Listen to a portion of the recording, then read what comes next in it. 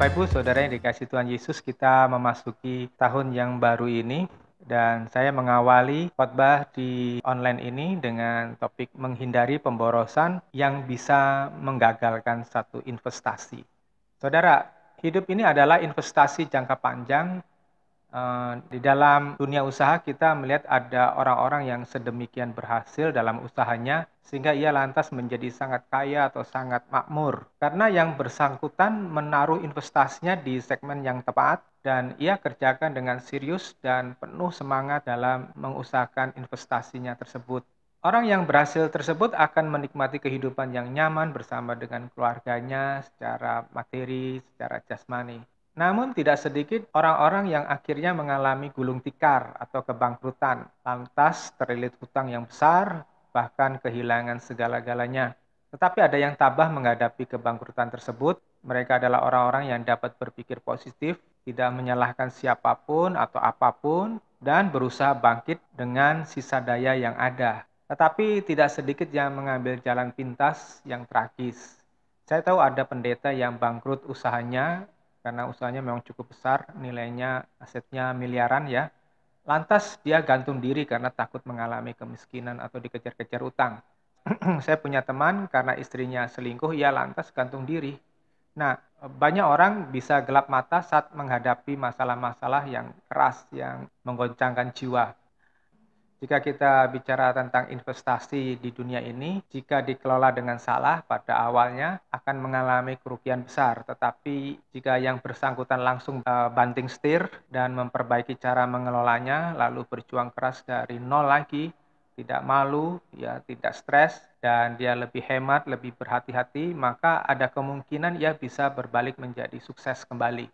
Tetapi ada investasi yang bila salah dikelola, tidak akan bisa diperbaiki walaupun dengan tangis, dengan air mata darah sekalipun. Investasi ini adalah investasi untuk hidup kekal. Hidup kekal hanya ada dua pilihan ya saudara. Pertama surga, yang kedua neraka. Dan ini tidak akan habis ujungnya. Kita mau belajar dari dua jenis orang yang salah berinvestasi, yaitu di Lukas pasal 15 ayat 11 sampai 32. Kemudian Yesus berkata, ada seorang yang mempunyai dua anak laki-laki. Anak yang bungsu berkata kepada ayahnya, "Ayah, berikan kepadaku bagian harta yang menjadi milikku." Maka ayahnya pun membagi kekayaannya kepada kedua anaknya. Tidak lama kemudian anak bungsu itu mengumpulkan semua miliknya lalu pergi ke negeri yang jauh dan di sana ia menghambur-hamburkan miliknya itu dengan hidup berfoya-foya. Ketika ia sudah menghabiskan semuanya, terjadilah bencana kelaparan yang hebat di negeri itu dan ia pun mulai berkekurangan. Jadi pergilah ia dan bekerja pada seorang penduduk negeri itu yang menyuruhnya ke ladang untuk memberi makan babi-babinya. Ia ingin sekali mengisi perutnya dengan buah karop yang dimakan babi-babi itu, tetapi tidak ada seorang pun yang memberi kepadanya. Ketika anak bungsu itu sadar, ia berkata, "Betapa banyaknya pekerja-pekerja ayahku yang memiliki makanan yang berlimpah-limpah, tetapi aku di sini hampir mati kelaparan. Aku akan bangun dan kembali kepada ayahku. Aku akan berkata kepadanya, 'Ayah, aku sudah berdosa terhadap surga dan di hadapanmu. Aku tidak lagi pantas disebut anakmu, jadikanlah aku sebagai salah seorang pekerjamu.' Maka berdirilah ia dan pergi kepada ayahnya, akan tetapi ketika anak itu masih sangat jauh, ayahnya melihat dia dan dengan penuh belas kasihan ayahnya itu berlari lalu memeluk dan menciumnya. Kemudian anak itu berkata kepada ayahnya, 'Ayah, aku sudah berdosa terhadap surga dan di hadapanmu. Aku tidak lagi pantas disebut anakmu.' Namun ayah itu berkata kepada pelayan-pelayannya, 'Cepat, bawalah jubah yang terbaik, lalu pakaikanlah kepadanya, pakaikan juga cincin di jari tangannya dan sandal di kakinya.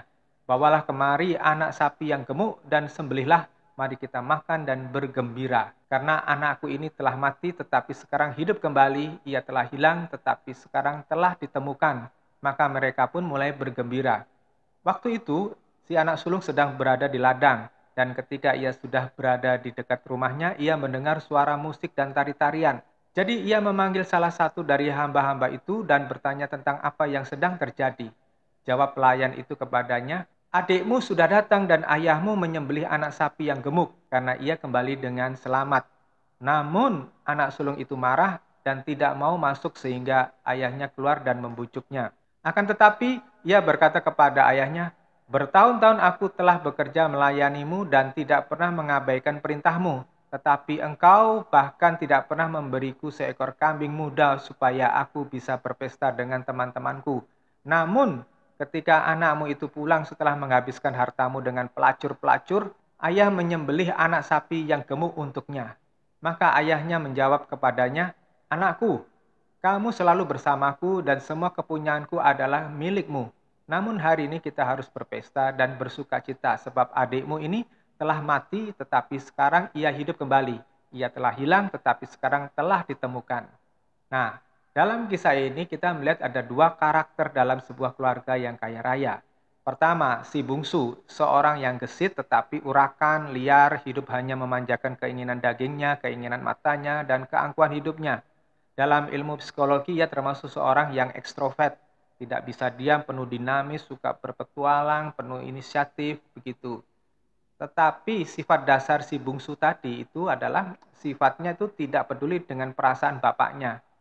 Dan dia merasa tahu segalanya. Dia merasa dirinya benar, merasa keputusan yang diambilnya sudah benar dan tidak merasa perlu nasihat orang lain. Makanya dia bisa kabur, dia pergi begitu saja tinggalkan orang tuanya, tinggalkan keluarganya. Dan dia suka bertindak semaunya sendiri karena pikirnya yang penting dirinya puas dan senang. Orang ini adalah orang yang tidak berpikir panjang akibat yang akan dihadapi di masa yang akan datang. Nah, di pertengahan perjalanan hidupnya, dia harus melalui malapetaka, kehancuran, dan kesia-siaan. Dan dia mengalami kemiskinan, mengalami kesusahan yang sangat berat. Sampai digambarkan dia mau makan makanan babi. Ya, beruntung ia punya kesadaran untuk kembali kepada bapaknya dan dapat diperbaiki lagi ketika bapaknya itu memberikan kasihnya kembali. Nah, si bungsu mewakili banyak orang Kristen yang telah melihat banyak keteladanan, banyak pengajaran dan kesaksian, atau bahkan pengalaman supranatural yang dialami sendiri, tetapi sayangnya orang-orang seperti ini tidak berhasil mengambilnya menjadi teladan hidup dan lantas mengikuti teladan yang baik tadi atau pengajaran yang benar tadi. Si bungsu mewakili orang-orang yang ketika menerima nasihat atau contoh atau kesaksian hidup yang baik atau pengajaran, tetapi hanya menjadikannya sebagai wacana atau hanya sekedar pengetahuan dan tidak mendapat perhatian sebagaimana mestinya. Berapa banyak orang Kristen yang akhirnya kecewa dan menyesal dengan pernikahannya yang mengecewakan karena pasangannya yang buruk sifatnya, pasangannya yang pejudi, yang boros, atau yang bahkan ada yang tukang selingkuh. Berapa banyak orang Kristen yang keluarganya demikian kacau ya, menghasilkan anak-anak yang mengecewakan dengan karakter-karakter yang buruk-buruk juga ya. Atau seorang yang mengalami kesehatan yang rusak karena pola hidup yang salah sejak muda, misalnya salah mengkonsumsi makanan dan minuman yang tidak baik, yang berlebihan kadar kolesterolnya atau kadar gulanya ya, menjadikan dia kena diabetes, kena kolesterol yang tinggi, stroke, atau kanker atau kerusakan organ tubuh lainnya ketika tua.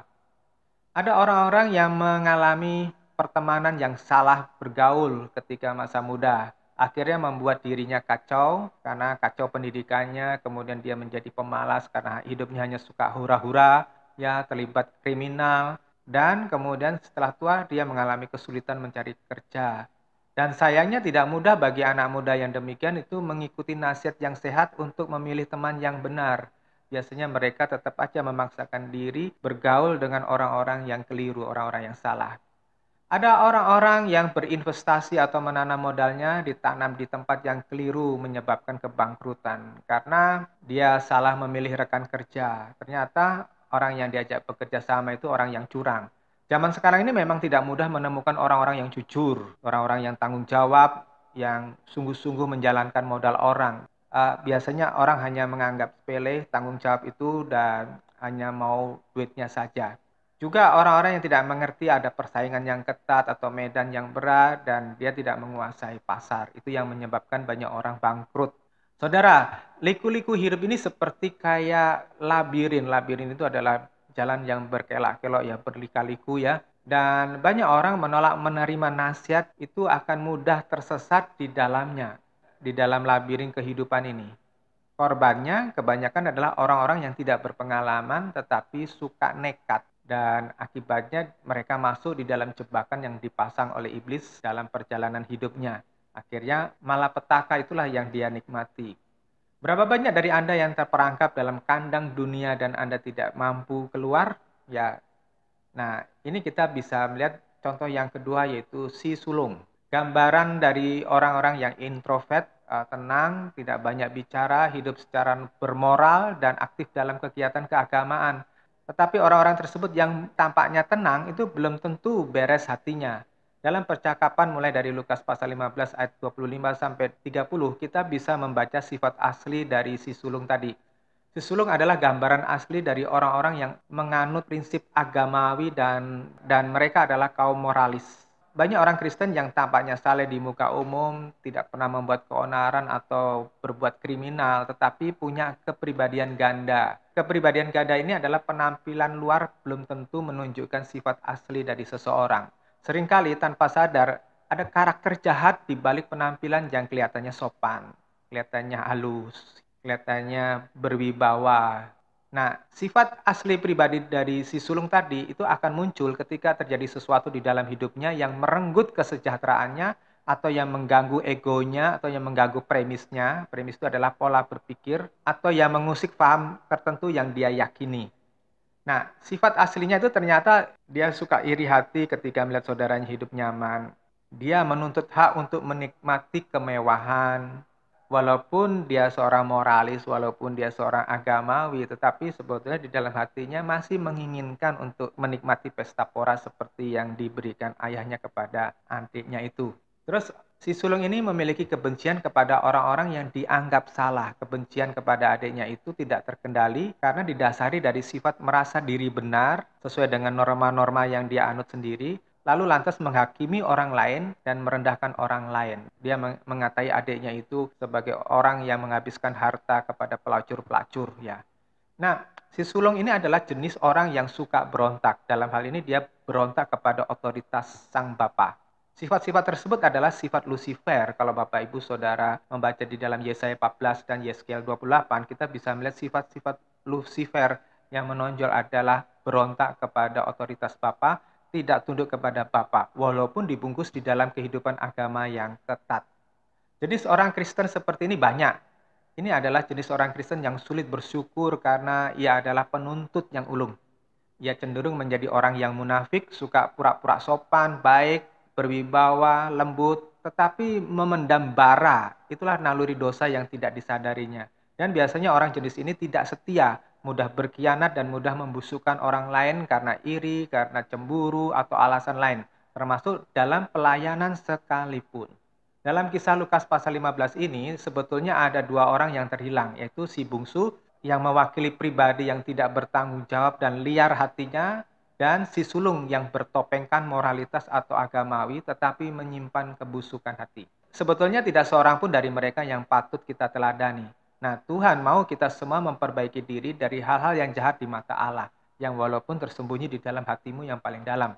Nah, ketika membahas Lukas pasal 15 tadi, ya seorang pengkhotbah itu dapat menilai atau menafsir dari berbagai sudut.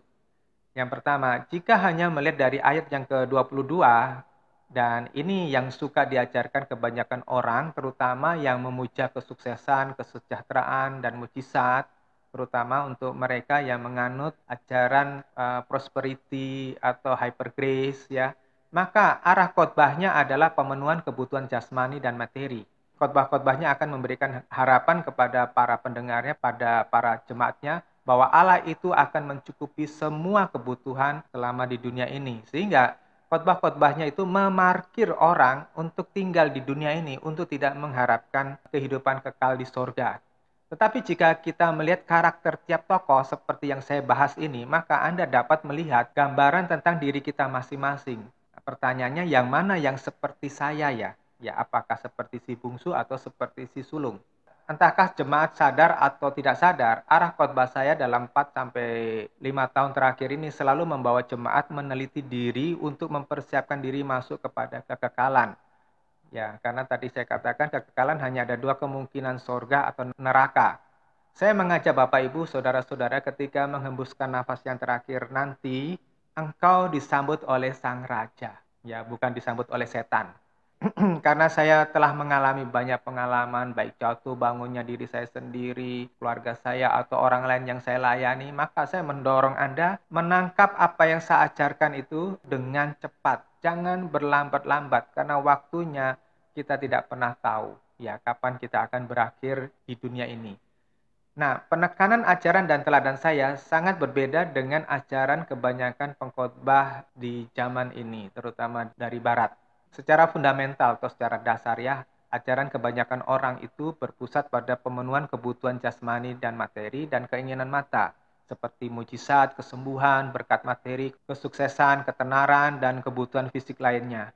Pengkhotbah-pengkhotbah tersebut biasanya menawarkan solusi cepat ketika Anda mendapat masalah dengan menggunakan iman mujizat atau iman kuasa.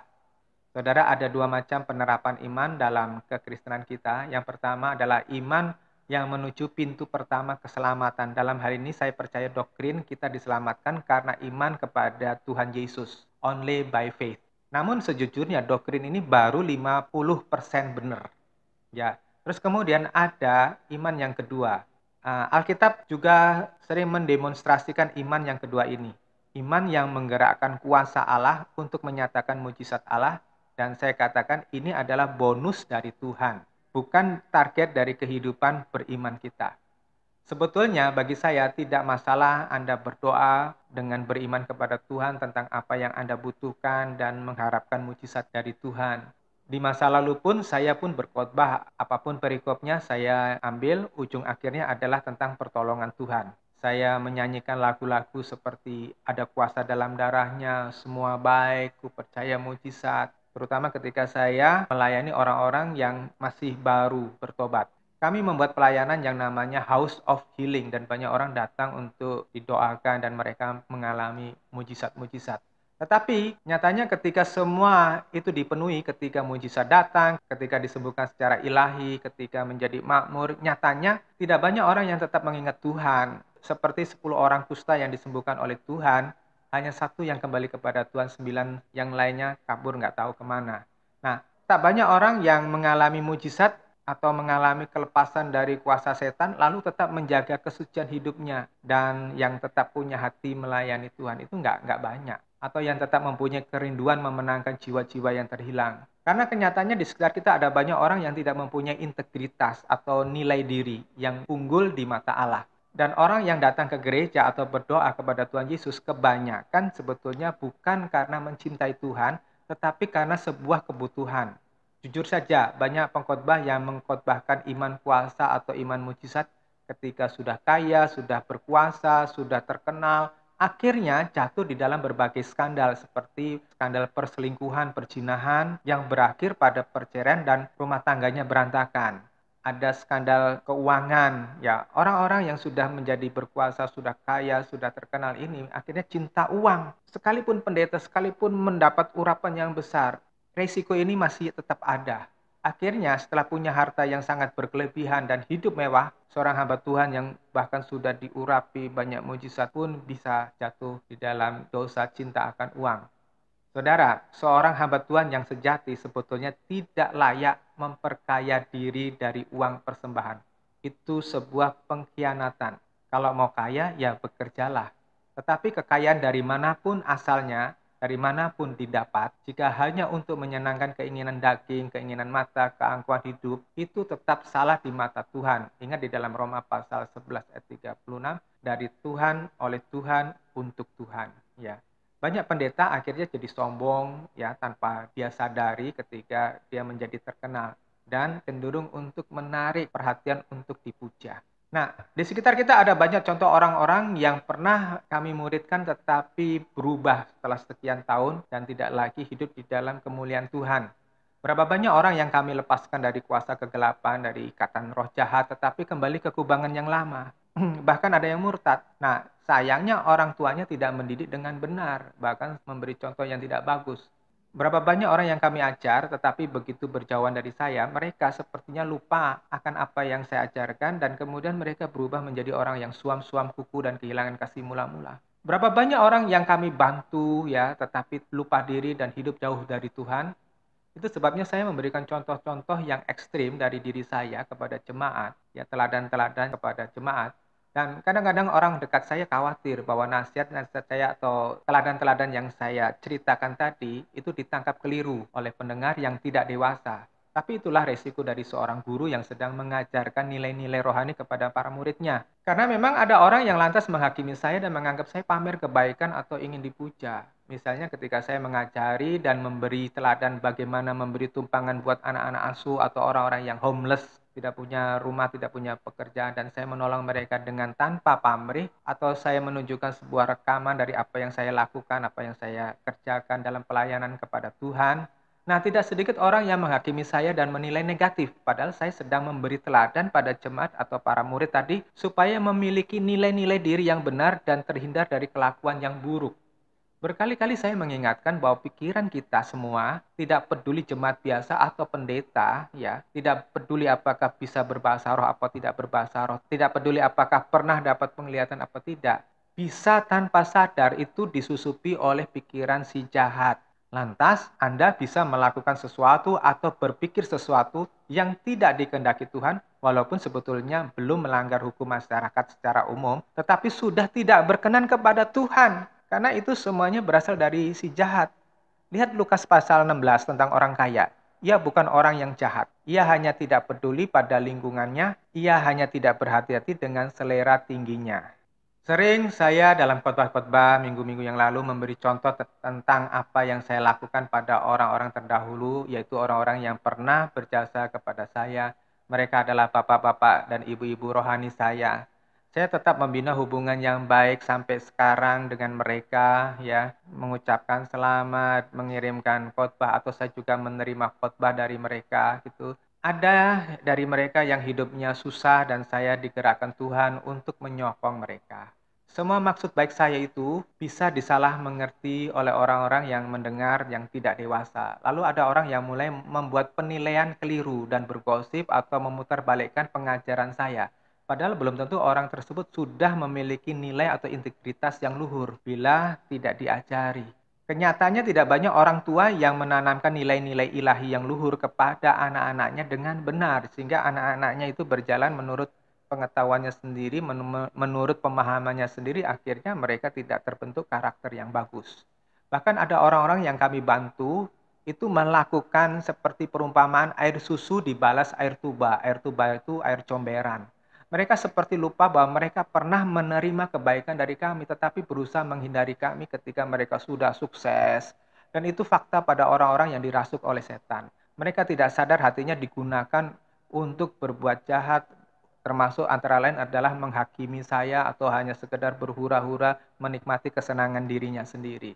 Mereka dibuat lupa bahwa mereka pernah kami ajari kebenaran untuk mengutamakan Tuhan lebih dari segalanya. Tetapi sayangnya hati mereka memang seperti firman Tuhan di Matius pasal 13. Saya bacakan ayat 3 sampai dengan ayat ke-7. Dan ia mengatakan banyak hal kepada mereka dalam perumpamaan, katanya ada seorang penabur pergi untuk menabur. Dan waktu ia menabur beberapa benih jatuh di pinggir jalan, burung-burung datang dan memakannya sampai habis. Benih yang lainnya jatuh di tempat berbatu yang tidak mengandung banyak tanah dan cepat tumbuh karena tidak mempunyai kedalaman tanah. Akan tetapi setelah matahari terbit, tanaman itu tersengat panas dan karena tidak memiliki akar, tanaman itu menjadi kering. Benih yang lainnya jatuh di antara semak duri dan semak duri itu bertumbuh dan mengimpitnya. Rupanya dari beberapa orang yang saya ajar, yang saya didik, yang saya tolong, ada jenis-jenis yang hatinya seperti 3 contoh di atas, yang diambil burung liar, ada yang jatuh di tempat yang tidak subur berbatu, dan jatuh di antara semak berduri yang menghimpitnya sampai mati. Tetapi saya tidak peduli dengan komentar-komentar yang negatif tersebut. Saya akan terus maju memberi teladan kepada jemaat semua bagaimana bersikap mulia di hadapan Allah supaya pada akhirnya Anda jangan ditolak oleh Allah. Saya akan terus mengajari jemaat yang dipercayakan Tuhan kepada saya supaya mereka memiliki integritas atau nilai diri yang unggul di hadapan Allah sampai mereka mengerti untuk apa hidup ini. Sehingga dapat mengerti mengapa Musa berdoa seperti di Mazmur 90 ayat 12. Oleh karena itu ajari kami menghitung hari-hari kami supaya hati kami datang kepada hikmat atau supaya kami mendapat kebijaksanaan.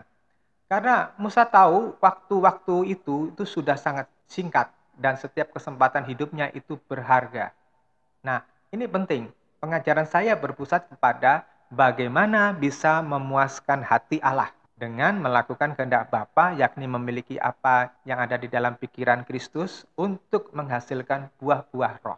Maka saya tidak pernah menekankan pengajaran tentang bagaimana membebaskan diri dari persoalan-persoalan dengan iman yang memindahkan gunung. Karena bagi saya jelas, seperti di Matius pasal 6 ayat 33, cari dahulu kerajaan Allah dan kebenarannya terlebih dahulu. Ya, tidak usah memusingkan berkat materi jasmani. Itu disediakan oleh Tuhan ketika waktunya tiba. Saya berupaya keras menanamkan nilai-nilai hidup yang dikehendaki Tuhan kepada jemaat. Saya tidak mau mempesona Anda, jemaat-jemaat yang dikasih Tuhan, dengan pengalaman-pengalaman supranatural atau mujizat atau kehidupan yang mewah, kehidupan kesejahteraan semata-mata sehingga hati saudara tercantol ke dunia bukan ke surga. Ya. Dasar pengajaran saya itu sederhana dan semuanya itu berasal dari pengajaran Tuhan Yesus sendiri, bukan saya karang-karang. Yang pertama, dasar pengajaran saya adalah semua manusia akan dihakimi menurut perbuatannya masing-masing, termasuk apa yang ada di dalam hati pikirannya, perasaannya, dan pikirannya. Tidak peduli siapapun yang Anda percayai, entah saudara percaya kepada Sun Gokong, atau Dewi Sri, atau Nyai Loro Kidul, atau Tuhan Yesus sendiri, ya, orang yang mengaku dirinya Kristen, semuanya akan masuk di dalam penghakiman kekal. Dan masalahnya jika orang tidak hidup benar, maka Ibrani pasal 10 ayat 31 ini akan menjadi kenyataan. Alangkah mengerikannya jika kita jatuh di dalam tangan Allah yang hidup. Terus yang kedua, Allah menuntut kekudusan dan kesucian hidup, dan itu terucap baik di perjanjian lama maupun di perjanjian baru. Kekudusan dan kesucian adalah harga mati supaya dapat bertemu dengan Allah. Ini tidak bisa ditawar-tawar lagi. Masalahnya kesucian bukan sekedar tidak berzina, tidak mabuk, tidak mencuri, tidak membunuh, dan lain-lain. Tetapi hati kita itu sudah benar atau belum di hadapan Allah. Ini bicara tentang hati. Ya.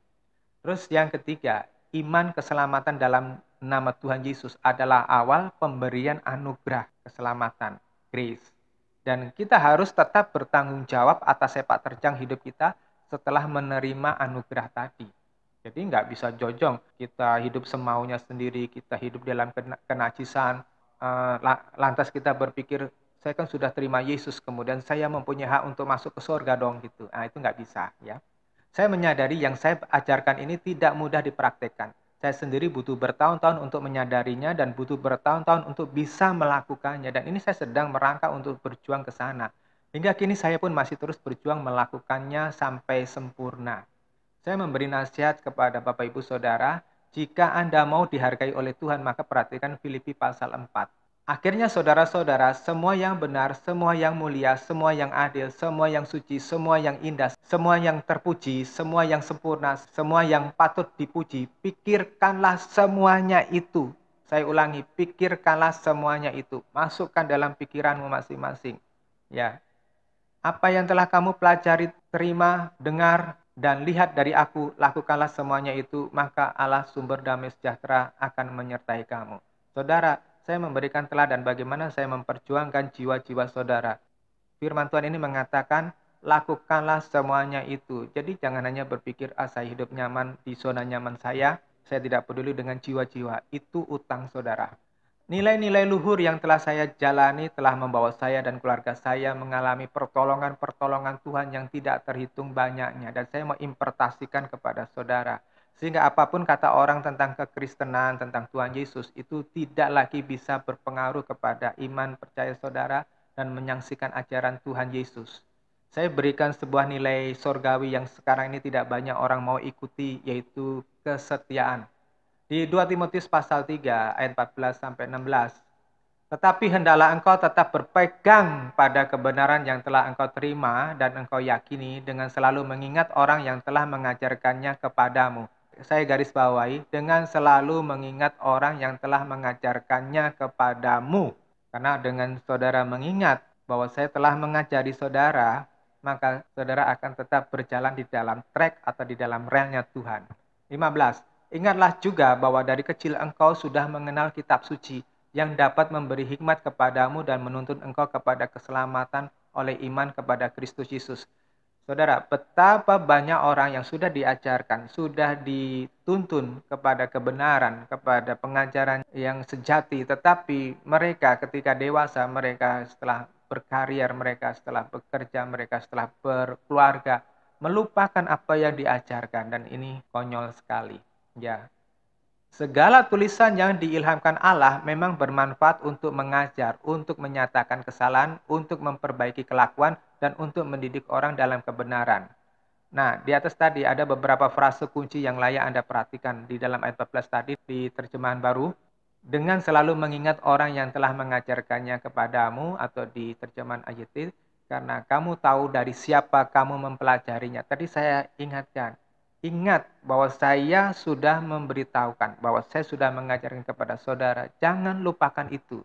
Saudara, ketika 22 tahun yang lalu guru rohani saya, bapak rohani saya itu mengajarkan, itu saya masih ingat.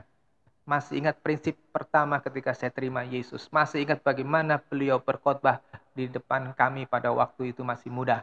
Ya. Saya selalu ingat orang yang pernah mengajari, orang-orang yang menolong saya, baik memperkenalkan kebenaran dari Tuhan maupun dalam bentuk pertolongan lainnya. Ada rasa hormat dan hutang budi kepada mereka yang pernah berjasa kepada saya.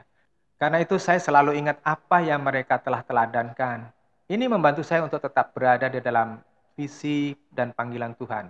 Dan ini membangun dalam diri saya sifat setia, dan ini saya terapkan dalam kehidupan baik untuk berkeluarga maupun bekerja dan dalam pelayanan. Nah, saudara, memperhatikan firman akan membuat Anda menjadi bijaksana. Bijaksana untuk membuat pertimbangan mana yang dikehendaki Allah dan mana yang bukan. Nah, terus tadi saya katakan kesetiaan. Kesetiaan adalah barang yang mahal pada zaman sekarang, sama seperti ibaratnya cinta itu buta. Maka dunia ini sekarang dibutakan oleh banyak hal ya yang mempesona, sehingga banyak orang Kristen melupakan kesetiaan sejati. Nah, jika Anda menangkap khotbah saya ini, ya, Anda akan menyadari bahwa saya sedang mempersiapkan kita semuanya menghadapi pengadilan akhir. Di 2 Timotius pasal 3 ayat 14 mengajari kita untuk tetap terkoneksi dengan orang-orang yang diutus Tuhan, atau orang-orang yang benar-benar menjadi juru bicaranya Tuhan. Karena bila memang orang yang berkhotbah kepada Anda adalah orang benarnya Allah, dan ia membawa ilham atau pesan murni dari Roh Kudus, seperti tertulis di 2 Timotius pasal 3 ayat 16 yang berkata, segala tulisan dalam hal ini termasuk khotbah yang diilhamkan Allah memang bermanfaat untuk mengajar. Maka jika Anda mengabaikan pesan yang diilhami Allah tadi, itu sama saja Anda mengabaikan undangan Allah, seperti yang terjadi di Matius pasal 22 ayat 1 sampai 14 tentang raja yang memberikan undangan perkawinan kepada sahabat-sahabatnya, tetapi sahabat-sahabatnya itu menolak undangan dengan berbagai alasan. Nah, jika Anda hanya memandang muka, siapa yang berkhotbah, bahasa apa yang dipakai olehnya, atau cara bicaranya apakah pas dengan kebiasaannya apa tidak, atau bahkan yang lebih buruk lagi jika seseorang datang ke suatu pertemuan ibadah atau persekutuan hanya karena ada maunya, misalnya mengharapkan ditolong keuangan oleh gembala setempat atau pengurus gereja yang mampu. Nah, saudara yang dikasih Tuhan Yesus, saudara mengalami kerugian yang sangat besar jika saudara mempunyai motivasi seperti itu atau halangan-halangan seperti itu. Cobalah Anda sungguh-sungguh merenungkan firman ini di Matius pasal 22 ayat 14 ya. Sebab banyak yang dipanggil tetapi sedikit yang dipilih. Artinya itu cukup jelas dan mengerikan sebetulnya. Jika Anda mau merenungkan Matius 7 ayat 21, 23, Matius 5 ayat 20, Wahyu pasal 2, pasal 3 dan lain-lain. Sekalipun kita ini mengaku Kristen, tetapi tanpa kita memiliki hati seperti Kristus dan hidup kita morat-marit, kita tidak akan bisa menginjak surga walaupun hanya cuma selangkah. Nah, saya ingin mengajak Anda terhindar dari kengerian neraka yang kekal. Ya. Nah, apakah Anda seperti si bungsu atau si sulung? Maka saya mau terus mengajak semua jemaat supaya terus terkoneksi atau terhubung dengan firman Tuhan, dengan pengajaran yang benar, yang sejati. Terus terkoneksi dengan Roh Kudus. Maka ikuti teladan-teladan yang sudah Anda lihat dalam Alkitab dan orang-orang saleh yang menuntun Anda, sampai Anda benar-benar memiliki kedewasaan rohani. tahun 2022 adalah kesempatan Anda menginvestasikan hidup Anda di tanah yang benar, yakni di dalam kebenaran firman Allah. Investasikan karakter ilahi di dalam hidup Anda. Jangan mencontoh siapapun yang tidak sesuai dengan kebenaran Tuhan. Investasikan roh Anda di dalam semangat untuk melayani Tuhan. Jangan santai-santai. Jangan hanya sekedar mau hidup nyaman di dunia ini. Di dunia ini adalah waktunya bekerja. Nanti setelah sampai ke sorga, itu adalah tempat kita menikmati sukacitanya sendiri. Nah, saya lakukan ini, saya dorong ini supaya Anda tidak ditolak oleh Allah pada akhirnya. Suatu hari kelak Anda akan menuai hidup kekal dan di sanalah kebahagiaan kekal yang sejati. Nasihat buat anak muda dan orang tua pada kesempatan ini, ya. Anak bungsu adalah gambaran orang muda yang sering semaunya sendiri. Saya ingatkan anak-anak muda untuk engkau memperhatikan sungguh-sungguh firman Tuhan, berikan telingamu kepada firman Tuhan. Beberapa anak muda kita di tempat kita itu berpotensi dipakai oleh Tuhan, dipakai jadi alat Tuhan yang luar biasa. Ya, saya tahu karena mereka telah mengawali dengan baik, mereka mau bergaul dengan saya dan mereka beruntung memiliki orang tua yang terus membimbing mereka untuk selalu dekat dengan saya. Itu keberuntungan kalian anak-anak muda yang memiliki kesempatan seperti itu. Tetapi tentu akhirnya tergantung kepada kalian masing-masing apakah mau terkoneksi dengan saya atau tidak. Apakah mau mengabdi kepada Tuhan atau hanya sekedar ingin mengejar kekayaan, kesenangan hidup, karier, kesuksesan, dan ketenaran setelah selesai masa belajar kalian, ya. Nah, itu pilihan kalian. Nah, anak sulung adalah gambaran dari orang tua yang sering karena pengalaman hidup yang berbagai rupa, pengalaman kepahitan itu membentuk pribadi yang sulit. Nah, bagi orang-orang tua yang sudah dipenuh dengan keterbatasan karena usia, saya cukup menghimbau jagalah hatimu tetap suci.